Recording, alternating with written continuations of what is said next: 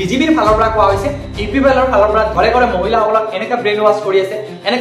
কৰি আছে আপোনালোকে যদি দলক যদি আপোনালোকে ভোট প্ৰদান নকৰে তেনেহলে আপোনালোকক কি কৰা হ'ব অৰুণোদয় দিয়া নহ'ব বা যদি আপোনালোকে অৰুণোদয় পাইছিলে আপোনালোকৰ নামটো কৰ্তন কৰা হ'ব। নমস্কাৰ, আকৌ এটা নতুন ভিডিঅ' লৈ আপোনালোকক সকলোকে পুনৰবাৰ আসাম কুইক চেনেললৈ স্বাগতম জনাইছো। আজি আমি আপোনালোকৰ লগত আলোচনা কৰিম অৰুণোদয় 3.0 লৈ।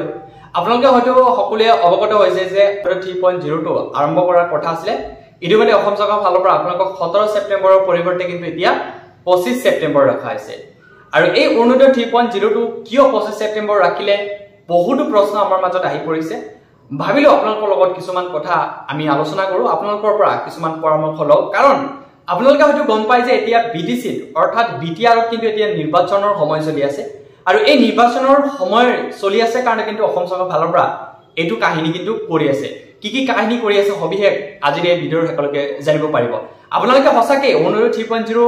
লাভ কৰিব নেকি, বা যোনসকলে বিশেষকৈ অৰুণোদয় পুৰণা হিতাধিকাৰী হয়, এতিয়া তেখেতসকলে অৰুণোদয় 1 পাই আছিলে, অৰুণোদয় 2.0 পাই আছিলে, বা তেখেতসকলে অৰুণোদয় 3.0 কাৰণেও কিন্তু আবেদন কৰিছিলে। কাৰণ তেখেতসকলৰ কিছুমান ভেমেজালিৰ কাৰণে, কিছুমান ডকুমেণ্টছৰ কাৰণে তেখেতসকলক 3 মাহলৈকে কিন্তু অৰুণোদয় বন্ধ কৰিছে। আজি সকলো কথা আলোচনা কৰিম যে কিয় বন্ধ কৰিলে, সঁচাকে আপোনালোকৰ ডকুমেণ্টছত কিবা ইছ্যু আছিলে নেকি সবিশেষ জানিবলৈ আজিৰ এই ভিডিঅ'ৰ শেষলৈকে চাই থাকক। যদি আপুনি এইটো চেনেলত প্ৰথমবাৰ আহিছে চেনেলটো ছাবস্ক্ৰাইব কৰিব, বেল আইকনটো অল কৰি দিব যাতে এনেকুৱা ইনফৰমেটিভ ভিডিঅ' আপোনালোকে অতি সোনকালে পাই যায়। চ' বলক ভিডিঅ'টো আৰম্ভ। চ' মেইন কথাটো হ'ল আপোনালোকে হয়তো গম পায় যে অসম চৰকাৰৰ ফালৰ পৰা বহুত দিন আগৰ পৰাই কৈ আছিলে যে আমি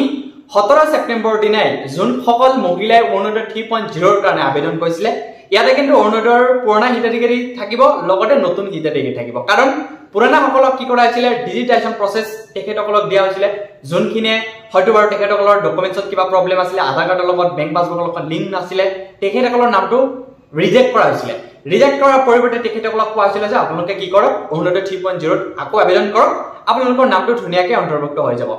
বাকী যোনখিনিয়ে পুৰণা আছিল তেখেতসকলৰ কথা নকওঁ, আজি আলোচনা কৰিম বেছিকে নতুনসকলৰ কাৰণে যে নতুনসকলে যেতিয়া অৰুণোদয় 3.0ত আবেদন কৰিছিলে জানুৱাৰীৰ পৰা কিন্তু এইটো প্ৰচেছ আৰম্ভ হৈছে। আজি কিন্তু ছেপ্টেম্বৰ মাহ, অলমষ্ট 9 মাহ গুচি গৈছে। চ' 9 মাহ পিছত যিহেতু যোৱাকালি আপোনালোকক অৰুণোদয় 3.0টো লঞ্চ কৰা অৰ্থাৎ আৰম্ভ কৰাৰ কথা আছিলে, ইতিমধ্যে অসম চৰকাৰৰ ফালৰ পৰা আপোনালোকক ঘপতকে এখন পোষ্টাৰ যোগে বেনাৰ যোগে জনাই দিলে যে আপোনালোকক 17 ছেপ্টেম্বৰৰ পৰিৱৰ্তে 25 ছেপ্টেম্বৰ ৰখা হৈছে। ইয়াৰ উপৰিও আপোনালোকে হয়তো গম পায় যে এতিয়া বিটিচিত অৰ্থাৎ বিটিআৰত কিন্তু এতিয়া ইলেকশ্যনৰ সময় চলি আছে। আৰু কিছুমান ব্যক্তি এনেকে কৈ আছে কাৰণ ভোট বেংকৰ কাৰণে আপোনালোকক ঘৰে ঘৰে কৈ ফটো মাৰি আছে। লগতে আপোনালোকক কোৱা হৈছে বিজেপি পাৰ্টিৰ ফালৰ পৰা বা ইউপিপিএল পাৰ্টিৰ ফালৰ পৰা, মই এতিয়া মেনশ্যন কৰি কৈছো আপোনালোকে বেয়া নাপাব, বিপিএফৰ ফালৰ পৰা কেতিয়াও যোৱা হোৱা নাই। মই এতিয়া বহুতে ক'ব যে আপোনালোকে এক পক্ষত কিয় কোৱা হৈছে, কাৰণ যোনটো সত্য সেইটো কৈ আছো। বিজেপিৰ ফালৰ পৰা কোৱা হৈছে আৰু ইউপিপিএলৰ ফালৰ পৰা কোৱা হৈছে যদি আপোনালোকে বিজেপিত লগতে যদি আপোনালোকে ইউপিপিএলত যদি আপোনালোকে নাথাকে, এইটো দলত যদি নাথাকে তেনেহলে আপোনালোকক কি কৰা নহব অৰুণোদয় 3.0ত অন্তৰ্ভুক্ত কৰা নহব। তথ্য আছে আৰু যোনবোৰ তথ্য আপোনালোকক দিব নোৱাৰিম কাৰণ এইটো বহুত এটা ডাঙৰ এটা ইছ্যু হৈ যাব। চ' মই ডাইৰেক্ট মেনশ্যন কৰি কৈছো ইউপিপিএলৰ ফালৰ পৰা লগতে বিজেপিৰ ফালৰ পৰা ডাইৰেক্টলি ঘৰে ঘৰে গৈ মহিলাসকলক কোৱা হৈছে যে আপোনালোকে যদি এইটো দলৰ অন্তৰ্ভুক্ত নহয় বা এইটো দলক যদি আপোনালোকে ভোট প্ৰদান নকৰে তেনেহলে কিন্তু আপোনালোকক অৰুণোদয়ৰ পৰা বঞ্চিত কৰা হ'ব। আপোনালোকে এটা কথা মন কৰিব, এই যোনটো অৰুণোদয় হিতাধিকাৰী আঁচনি হয় এইটো কোনো ধৰণৰ পাৰ্টিৰ ফালৰ পৰা নহয়, এইটো আপোনালোকৰ অসম চৰকাৰৰ ফালৰ পৰা আহিছে। অসম চৰকাৰৰ ফালৰ পৰা আপোনালোকৰ সঁচাকে যদি আপোনালোকে এজন যোগ্য হিতাধিকাৰী হয়, আপোনালোকে যদি ঘৰত কোনো ধৰণৰ চাকৰি নাই, আপোনালোকৰ ঘৰত যদি কোনো ধৰণৰ 2 লাখৰ ওপৰত যদি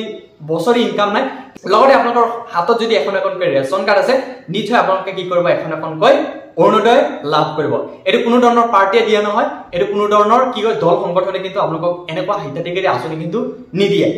যদিও অসম চৰকাৰৰ ফালৰ পৰা এইটো কোৱা হৈছে যে আমি 25 ছেপ্টেম্বৰ দিয়াৰ কাৰণ আছে, কাৰণ বিটিচি নিৰ্বাচন হ'ব আমাৰ 22 ছেপ্টেম্বৰত। চ' 22 ছেপ্টেম্বৰৰ দিনা বা 22 ছেপ্টেম্বৰৰ আগলৈকে আপোনালোকক এই অৰুণোদয়ৰ বিষয় লৈ অৰ্থাৎ 1250 টকাৰ বিষয় লৈ আপোনালোকক কি কৰিব ঘৰে ঘৰে গৈ কিনে ভোট কালেকশ্যন কৰিব। চ' সেইকাৰণে কৈছো বিনম্ৰভাৱে আপোনালোকক অনুৰোধ কৰিছো আপোনালোকে যদি যোনটো আপোনালোকক দলক ভাল পায়, এতিয়া মই নকওঁ যে আপোনালোকে বিজেপিত ভোট দিয়ক বা ইউপিপিএলত ভোট দিয়ক, লগতে আপোনালোকে কি কৰক বিপিএফক ভোট দিয়ক বা কংগ্ৰেছত ভোট দিয়ক সো আপোনালোকৰ মনত যোনটো বিচাৰে যে বিচাৰিলে আমাৰ ভাল হ'ব আৰু বেছিকে আপোনালোকে বিটিআৰৰ যোনখন মহিলা বা যোনসকল হিতাধিকাৰী আপোনালোকে অৰুণোদয় পাই আছিল আপোনালোকে বেছিকে সেইবোৰ মন কৰিব যে আপোনালোকৰ কোনটো ভাল কোনটো চৰকাৰ লাগে সেই চৰকাৰক বাছনি কৰি আপোনালোকে যেতিয়া ঘৰত সোমাব তেতিয়া আপোনালোকে প্ৰশ্ন কৰিব যে হসাকে আমি এইটো পাৰ্টিত যোগদান কৰিলে আমি অৰুণোদয় পাম নেকি আৰু এইটো কথা ক'ত লিখা আছে এনেকে যদি আপোনালোকে ক্যান্ডিডেটক সুধি দিয়া ন তেনেহলে এনেকুৱা কথা কবলৈ তেকলে সাহস নাপাব কাৰণ আপোনালোকক ঘৰে ঘৰে গৈ আছে যে আপোনালোকক কি কৰা হ'ব যেহেতু 25 সেপ্টেম্বৰ ৰখাইছে ইলেকশনটো আমাৰ 22 তাৰিখ আপোনালোকে চাব মন এটা কৰিব পদ গেমটো কি লৈছে ইলেকশনটো 22 তাৰিখ আপোনালোকক ৰাখিছে অৰুণোদয় যোনটো 3.0 আৰম্ভ কৰিব 25 সেপ্টেম্বৰ সো এইকাৰণে এই যোনটো ভোট বেংকৰ লৈ কিনে এই অৰুণোদয় লৈ কিনে আপোনালোকৰ পৰা কি কৰিব ভোট বিচাৰিব সো আপোনালোকক ভোট দিলে আপোনালোকে অৰুণোদয়ৰ পৰা যোগ্য হৈ থাকিব কোনেও আপোনালোকক কাটিব নোৱাৰে যদি আপোনালোকে ভোট নিদিয়ে তথাপি কিন্তু আপোনালোকক অৰুণোদয়ৰ পৰা কোনেও কিন্তু কৰ্তন কৰিব নোৱাৰে যদি আপুনি এজন যোগ্য হিতাধিকাৰী আছিল সো এতিয়া মই নাজানো অসম চৰকাৰৰ ফালৰ পৰা এটো কিয় কৰা হৈছে কাৰণ আপোনালোকক যোনটো যোগ্য হিতাধিকাৰী বা আপোনালোকৰ যোনটো পাব লগা যোগ্য এটো কিন্তু পাব লাগিছিল এতিয়া যদি আমাক ভোট দিয়ে তেনেহলে আপোনালোকক নিশ্চয় 100% গ্যাৰান্টি আপোনালোকে অৰুণোদয়ৰ নামটো অন্তৰ্ভুক্ত হ'ব আপোনালোকক আকৌ কৈছো আপোনালোকৰ এই আঁচনিটো কোনেও দিব নোৱাৰে এটো অলৰেডি আপোনালোকৰ নামটো অন্তৰ্ভুক্ত হৈ গল বা কোনেও কৰ্তন কৰিব নোৱাৰে যদি বাই চান্স আপোনালোকৰ নামটো জানে আপোনালোকে যদি কনফাৰ্ম হয় যে মই এজন যোগ্য হিতাধিকাৰী যদি যোগ্য হিতাধিকাৰী হোৱাৰ পিছতো যদি আপোনালোকৰ নামটো কৰ্তন কৰিছে নিশ্চয় আপোনালোক জিলা আয়ুক্তত যাব জিলা আয়ুক্তত যাই কিনে ধুনিয়াকে কমপ্লেইন কৰিব পাৰিব বা লিষ্টটো আপোনালোকে চাব পাৰিব এতিয়া আমি জনাম যোনখিনি পুৰণা আছিল পুৰণা সকলক আপোনালোকক সেম তেনেকুৱা প্ৰতিশ্ৰুতি দিব যে আপোনালোকে কি কৰা এটো পাৰ্টিত ভোট দিয়ক বা কিছুমান ক্যান্ডিডেট যাব ইপিপিএলৰ ফালৰ পৰা যাব বিজেপিৰ ফালৰ পৰা যাব এনেকুৱা দুটা পাৰ্টিৰ ফালৰ যোনটো পাৰ্টিৰ পৰা যাও আপোনালোকক ক'ব যে আপোনালোকে যদি আমাৰ লগত নাথাকে তেনেহলে আপোনালোকক অৰুণোদয় বা পুৰণা যদিও আছিল আপোনালোকৰ নামটো নতুন কৈ আপোনালোকক 3.0 অন্তৰ্ভুক্ত কৰা নহব আনকি আমাৰ ওচৰত হাইতো সকলোৱে গম পায় অসমৰ চকে কোনে এটা ভিডিও ভাইৰেল হৈ আছিল যে বিজেপিৰ এজন যোনটো বিজনিৰ হয় এই বিজনি ডিস্ট্ৰিক্টৰ এজন এমপিয়ে কৈছিল যে যদি আপোনালোকে অৰুণোদয় পাব বিচাৰে যদি আপোনালোকে অৰুণোদয় লাগে তেনেহলে বিজেপি ভোট দিব লাগিব বা বিজেপি পাৰ্টিৰ লগত থাকিব লাগিব এটো কোনো ধৰণৰ একেবাৰে গ্ৰহণযোগ্য কথা নহয় বা হয়তো সকলোৱে আপোনালোকে অৱগত বা সকলোৱে সোশ্যাল মিডিয়াত খুব ভাইৰেল এটা কি আছিল সেই ভিডিওটো আছিল আপোনালোকক আকৌ কৈছো আপোনালোকৰ ভোটটো হল নিজৰ পছন্দৰ মতে আপোনালোকে যোনটো পাৰ্টি বা যোনটো চৰকাৰক আপোনালোকে বিচাৰে এটুক আপোনালোকে ভোট প্ৰদান কৰিব লগতে মই বেসিক্যালি কোন যোনখিনি বিটিআৰত বসবাস কৰি আছে আপোনালোকে যেহেতু এতিয়া সময় ইলেকশনৰ সময় আপোনালোক ঘৰে ঘৰে ক্যান্ডিডেট যাব তিনিটা চাৰিটাকৈ ক্যান্ডিডেট যাব আৰু লগতে এনেকা কথা যদি কয় নিশ্চয় আপোনালোকে ভিডিও এখন ৰাখি দিব ভিডিওটো ফটেজটো আপোনালোকে সোশ্যাল মিডিয়াত কি কৰিব ভাইৰেল কৰি দিব কাৰণ যেহেতু অসম চৰকাৰৰ ফালৰ পৰা এই স্কেমটো চলি আছে যে অৰুণোদয়ৰ নামত যোনটো স্কেম যোনটো 1250 টকাৰ নামত যোনটো স্কেম চলি আছে এই স্কেমটো যাতে নহয় কাৰণ এই 1250 টকা কিছুমানৰ কাৰণে বহুত ডাঙৰ এটা এমাউন্ট মই বহুত বাৰ এটো চেনেলত কৈ আছো সো আপোনালোকে কি কৰক অলপ উলাই আহিব লাগিব কাৰণ আপোনালোকক সময়ৰ ওপৰত সময় দি আছে এটো মাহত আপোনালোকে 1250 টকা পাব হেতু মাহত আপোনালোকক 1500 টকা পাব এতিয়া আকৌ নতুনকৈ কৈছে 1250 টকাৰ লগত আকৌ আপোনালোকে 250 টকা পাব সো এনেকৈ আপোনালোক কি কৰি আছে গেম খেলি আছে এতিয়া আকৌ কৈছে যে 25 সেপ্টেম্বৰ